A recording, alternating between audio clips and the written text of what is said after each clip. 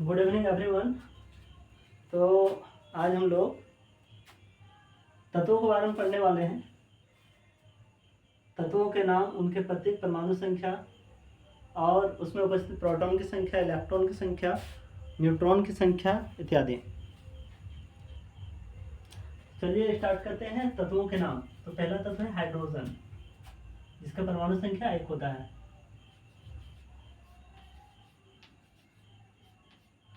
Hydrogen.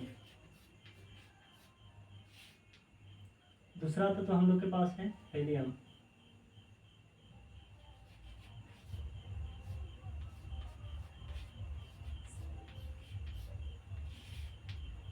Helium. तीसरा तत्व हम लोग के पास है लिथियम।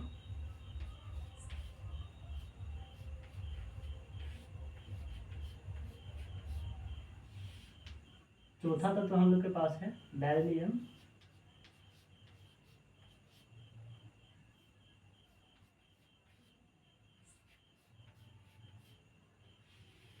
पांचवा तत्व है हम लोग के पास बोरॉन।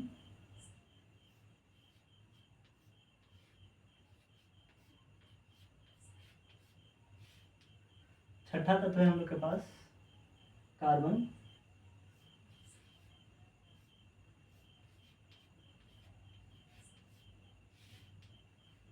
सातवां तत्व है नाइट्रोजन।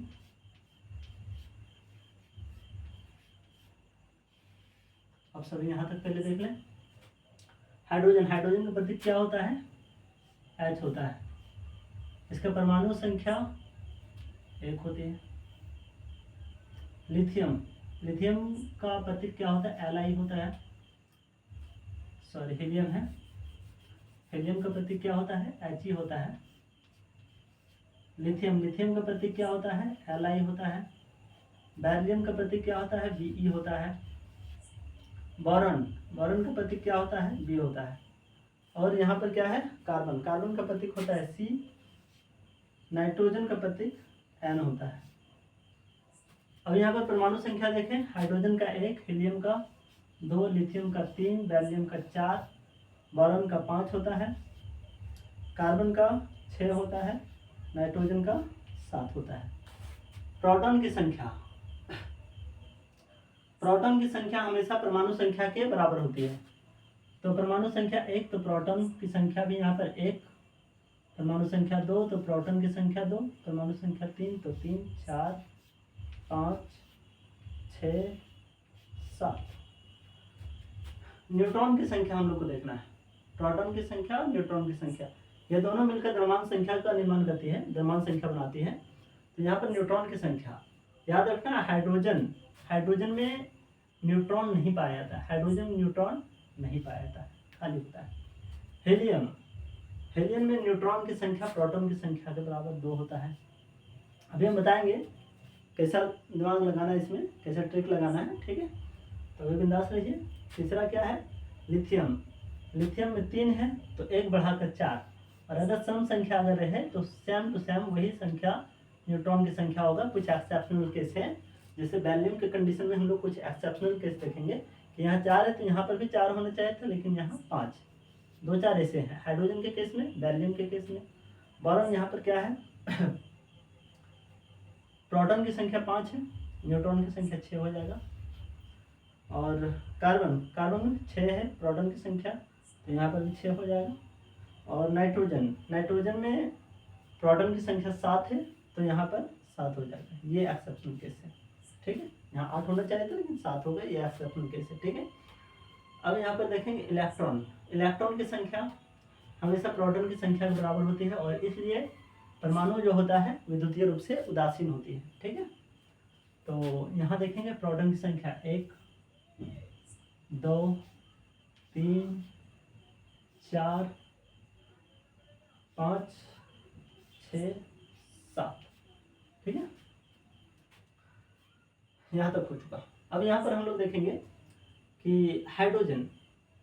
इलेक्ट्रॉन वितरण, इलेक्ट्रॉन का बंटवारा, इलेक्ट्रॉन किस प्रकार से बटेगा अलग अलग सेल में, ठीक है? इसमें K, L, M, N 4 कक्षक इसमें होते हैं। तो इसको हम लोग 1 2 3 4 के द्वारा भी दर्शा सकते हैं। तो पहला कक्षा में कितना इलेक्ट्रॉन जाएगा, दूसरा कक्षा में कितना इलेक्ट्रॉन जाएगा, तीसरा में कितना जाएगा, इसके लिए एक फार्मूला होता है और वो फार्मूला है 2n²। वो फार्मूला कौन सा है, 2n²। विभिन्न कक्षकों में इलेक्ट्रॉनों की संख्या, भिन्न भिन्न कक्षकों में इलेक्ट्रॉनों की संख्या, इसके लिए फार्मूला है 2n², जहाँ n क्या है, कक्षकों की संख्या। n क्या है, कक्षकों की संख्या, कक्षकों की संख्या, कक्षकों की संख्या। n क्या है, कक्षकों की संख्या। तो अगर हम लोग को ज्ञात करना है कि पहले कक्षा में कितना इलेक्ट्रॉन होगा, तो 2 × n², 2 × n के जगह कितना रखेंगे, 1 रखेंगे।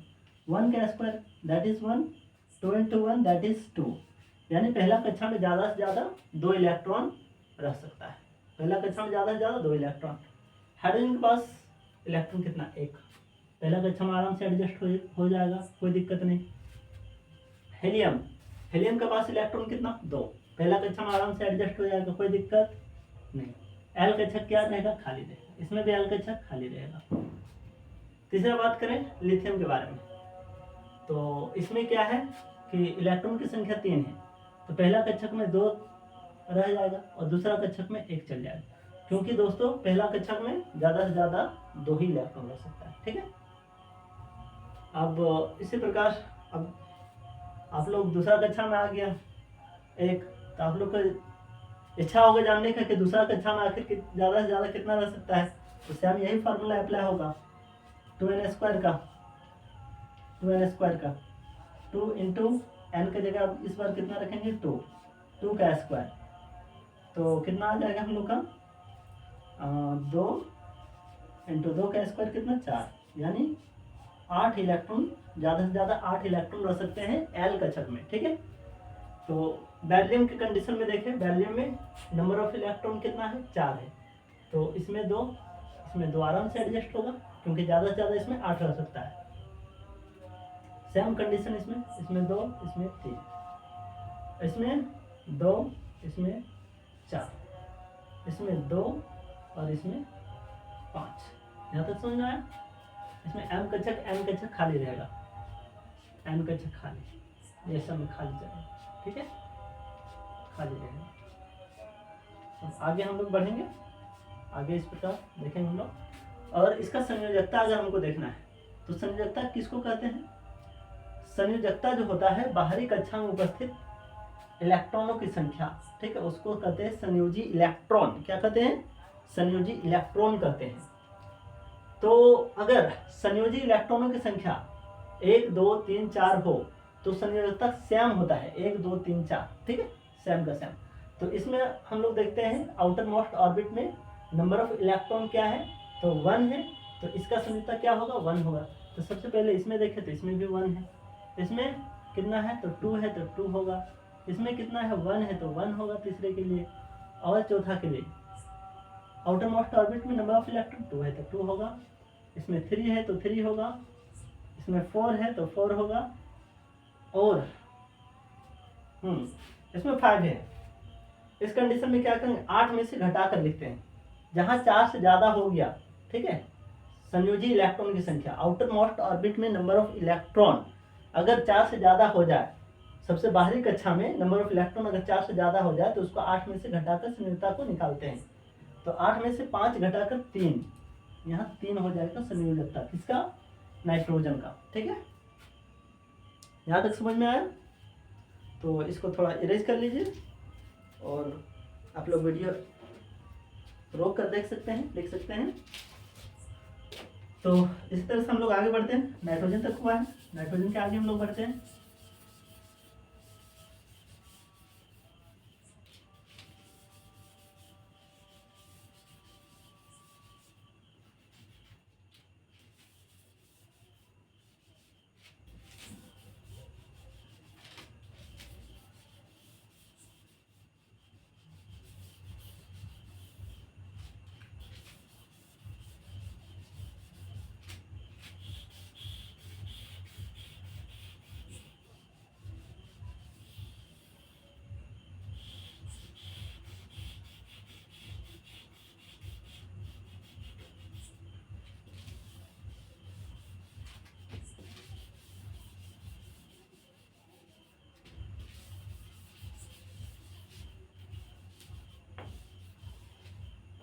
चलिए नाइट्रोजन, नाइट्रोजन के बाद हम लोग क्या देखते हैं, ऑक्सीजन। क्या होता है नाइट्रोजन के बाद, ऑक्सीजन। ऑक्सीजन इसको थोड़ा सा बढ़ाते हैं, थोड़ा सा बढ़ा देते हैं, नहीं अभी रहने देते हैं। ऑक्सीजन,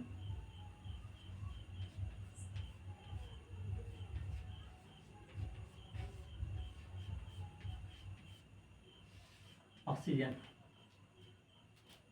फिर आता है फ्लोरीन,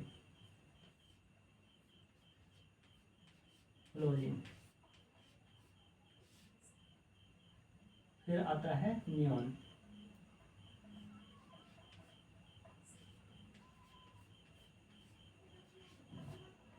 और इसके बाद से सोडियम, जिसका परमाणु संख्या 11 होता है, सोडियम। ठीक है, और इसके बाद से आता है मैग्नीशियम,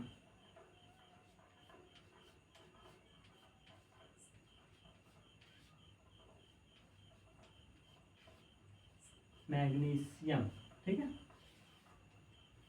इसके बाद से आता है हम लोग का लिथियम। क्या आता है, lithium, sorry aluminium, aluminium, lithium का एल्यूमिनियम आता है मैग्नीशियम के बाद,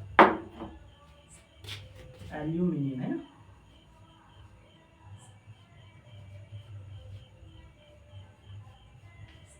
एल्यूमिनियम, इसके बाद से सिलिकॉन, जिसका परमाणु संख्या 14 होता है, सिलिकॉन। ओके, अब यहाँ पर हम लोग फिर से देखेंगे ऑक्सीजन। ऑक्सीजन का प्रतीक क्या है, O होता है। फ्लोरीन का प्रतीक F होता है। नियॉन का प्रतीक Na होता है। प्रतीक याद रखना बहुत जरूरी है, ठीक है, क्योंकि इसी से फॉर्मूला बनता है। सोडियम का Na होता है। नाइट्रियम इसका लैटिन नेम है। मैग्नीशियम Mg होता है। एल्युमिनियम का क्या होता है, Al, और सिलिकॉन का Si। सिलिकॉन का क्या होता है, Si होता है। अब परमाणु संख्या की अगर हम लोग बात करें, इसका 8 हो गया परमाणु संख्या, इसका परमाणु संख्या 9 हो गया, इसका परमाणु संख्या नियॉन का 10 हो गया, सोडियम का परमाणु संख्या 11 हो गया, मैग्नीशियम का परमाणु संख्या 12, एल्युमिनियम का परमाणु संख्या 13, सिलिकॉन का परमाणु संख्या 14। प्रोटॉन की संख्या अगर हम लोग बात करें, तो प्रोटॉन की संख्या हम बताए थे, प्रोटॉन की संख्या जो परमाणु संख्या के बराबर होती है। तो इधर 8, तो यहाँ भी 8, यानी 3 चीज बराबर होती है। कौन कौन सा, परमाणु संख्या, प्रोटॉन की संख्या और इलेक्ट्रॉन की संख्या। रिपीट विद मी, परमाणु संख्या, प्रोटॉन की संख्या और इलेक्ट्रॉन की संख्या बराबर होती है, ठीक है। तो ये प्रोटॉन की संख्या।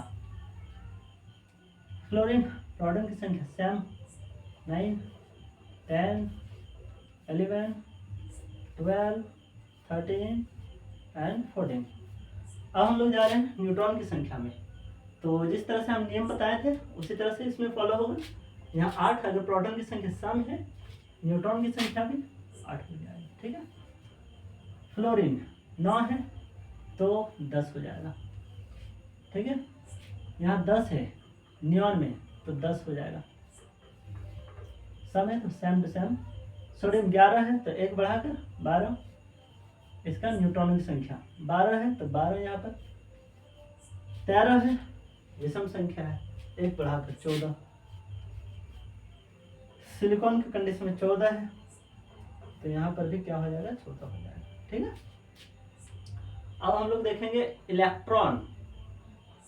इलेक्ट्रॉन हम बताएं प्रोटॉन की संख्या के बराबर, ठीक है।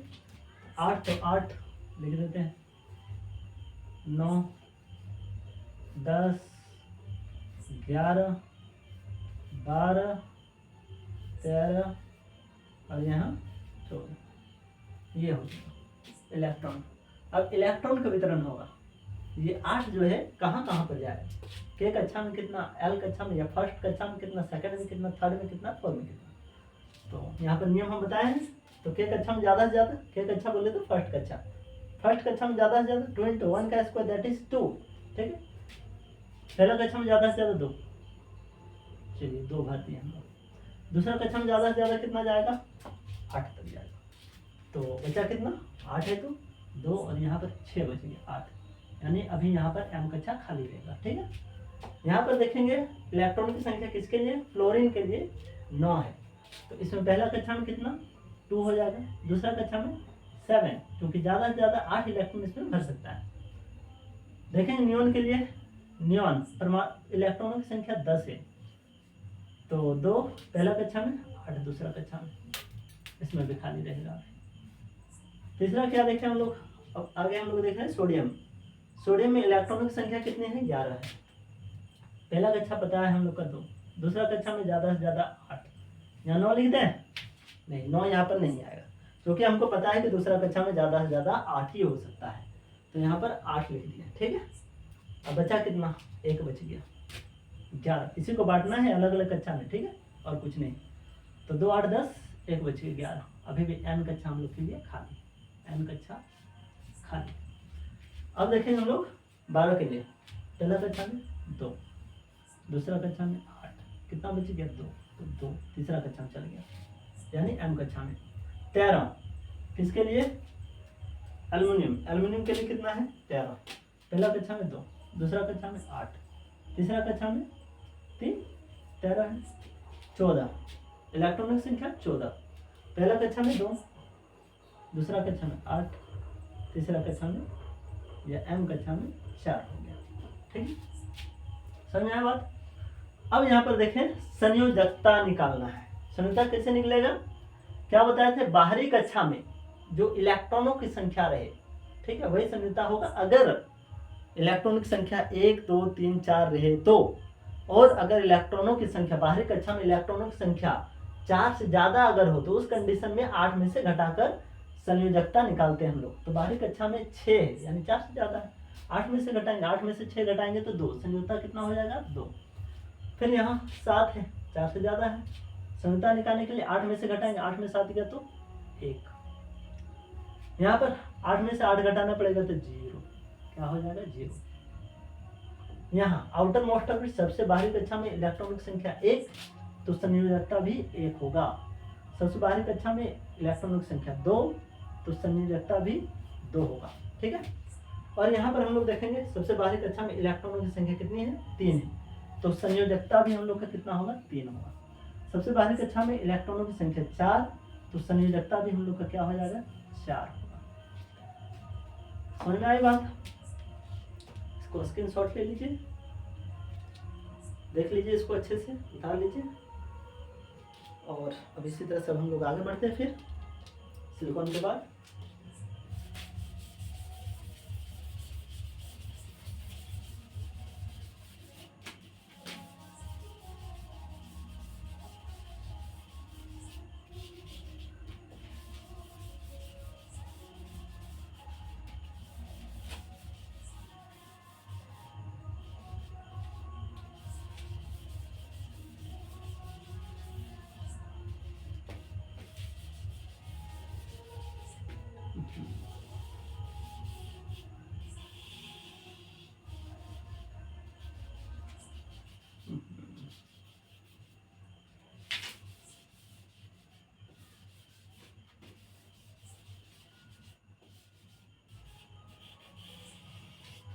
ठीक है,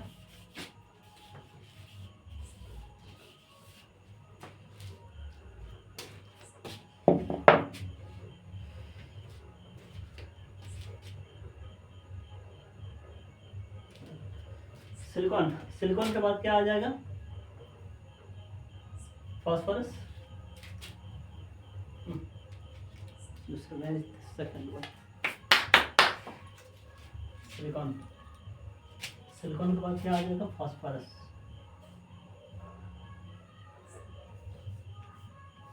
फास्फोरस जिसका परमाणु संख्या कितना होता है 15 होता है फास्फोरस। फिर क्या आ जाएगा सल्फर,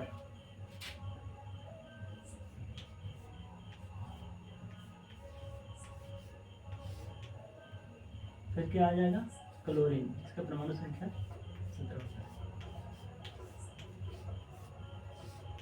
फिर क्या आ जाएगा आर्गन, ऑर्गन, जिसका परमाणु संख्या 18 होता है। तो देखेंगे फास्फोरस, फास्फोरस का क्या होता है प्रतीक P होता है। सल्फर का क्या होता है S होता है। यहाँ कुछ छूट गया क्या? अच्छा, पोटेशियम 19 में होता है, परमाणु संख्या उसका 19 होता है ना। अच्छा ठीक। क्लोरीन, क्लोरीन का क्या होता है Cl होता है। सिलिकॉन 15, 16, 17, 18 तक दिया ठीक। आर्गन, आर्गन का Ar होता है ठीक है। प्रतीक, परमाणु संख्या कितना? फास्फोरस का 15, फास्फोरस का 15, सल्फर का 16, क्लोरीन का कितना होता है 17, आर्गन का कितना होता है 18 होता है ठीक है। इसके आगे हम लोग और पढ़ेंगे। पोटेशियम होता है, तो सब अभी क्लास 9 के बुक में है नहीं है ठीक है। क्लास 9 के बुक से पढ़ा रहे हैं क्लास 9 वालों को। और प्रोटॉन की संख्या बताया परमाणु संख्या के बराबर। यहाँ भी 15, यहाँ भी 16, 17 और यहाँ 18। अब यहाँ पर देखेंगे हम लोग न्यूट्रॉनों की संख्या। न्यूट्रॉनों की संख्या जिस तरह से हम बताएं तो 15 है, तो यहाँ पर कितना हो जाएगा 16 विषम है, एक बढ़ जाएगा। 16 है तो यहाँ भी 16 हो जाएगा। सैम सम संख्या है तो न्यूट्रॉनों की संख्या सैम। यहाँ 17 विषम संख्या आ गया तो यहाँ पर 18 कर देंगे। और आर्गन, आर्गन में एक एक्सेप्शनल केस है, इसमें याद रखना है 18 प्रोटॉन की संख्या, इसमें न्यूट्रॉन की संख्या 22 होती है। 22 कौन कौन से कंडीशन में याद रखना है? एक्सेप्शनल केस हाइड्रोजन के केस में, बेरिलियम के केस में, नाइट्रोजन के केस में और आर्गन के केस में ठीक है। आर्गन के केस में न्यूट्रॉनों की संख्या कितनी होती है 22 होती है, तो इस पर खास थोड़ा ध्यान रखें ठीक है। अब इलेक्ट्रॉन की संख्या प्रोटॉन की संख्या के बराबर, क्योंकि परमाणु विद्युतीय रूप से उदासीन, पॉजिटिव चार्ज बराबर नेगेटिव चार्ज ठीक है। धनायन बराबर एनायन, धनायन बराबर ऋणायन, तो 15 है तो यहाँ पर भी 15, लेकिन माइनस का होता है ना। 16 तो 16, यहाँ 17 तो 17, यहाँ 18 ठीक है। ये हो गया 15। अब इसका ये करना है, पहला कक्षा में कितना 2 जाएगा, दूसरा कक्षा में कितना 8 जाएगा, 10, तीसरा कक्षा में कितना 5 जाएगा ठीक है। फिर इसी तरह से पहला कक्षा में 2, दूसरा कक्षा में, तीसरा कक्षा में कितना 6 जाएगा। अब तुम लोग के मन में इच्छा हो रही होगी तीसरा कक्षा में आखिर कितना ज़्यादा से ज़्यादा 2 × NS पर इसी फार्मूला से 18, ज़्यादा से ज़्यादा कितना हो जाएगा 18। तो यहाँ पर देखेंगे इलेक्ट्रॉन 17 है, 2, 8, 7, हाँ 18 है, 2, 8 और यहाँ पर कितना 8, 18 ठीक है। संयोजकता किसे निकालेंगे? संयोजकता निकालने के लिए 5 है, सब में देखो ज़्यादा है, 4 से ज़्यादा है, 4 से ज़्यादा है, 4 से ज़्यादा है, 4 से ज़्यादा है। तो जब 4 से जब ज़्यादा जब हो तो संयोजकता निकालने के लिए हम लोग क्या करते हैं 8 में से घटा के लिखते हैं। 8 में से घटा के लिखेंगे, 8 में से 5 गया तो बाहरी कक्षा में उपस्थित इलेक्ट्रॉनों की संख्या को 8 में से घटा कर लिखते हैं। अगर बाहरी कक्षा में उपस्थित इलेक्ट्रॉन की संख्या 4 से ज़्यादा हो तो, और अगर 1, 2, 3, 4 में अगर हो तो संयोजकता सेम टू सेम वही संख्या हो जाएगा ठीक है। यहाँ पर 4 से अधिक है तो 8 में से घटाकर संयोजकता निकालेंगे। 8 में से 5 गया तो 3, यहाँ 8 में से 6 गया तो 2, यहाँ 8 में से 7 गया तो 1 और यहाँ 8 में से 8 गया तो 0। ओके, समझ में आई बात आप लोग को? और इसी तरह से आपको कल अगले कक्षा में, अगले क्लास में और भी आगे पढ़ाएंगे ठीक है। और बताएंगे कि किस प्रकार से अणु के बारे में थोड़ा सा पढ़ाएंगे और आयन के बारे में पढ़ाएंगे ठीक है। कैटायन एनायन के बारे में पढ़ाएंगे ठीक है। धात्विक तत्व आधात्विक तत्व उसके ऊपर कौन सा चार्ज रहता है इसके बारे में पढ़ाएंगे और उनसे बनने वाले यौगिकों के बारे में पढ़ाएंगे ठीक है। इसमें काफ़ी दिक्कत होती है तो इंशाल्लाह वो दिक्कत नहीं रहेगी।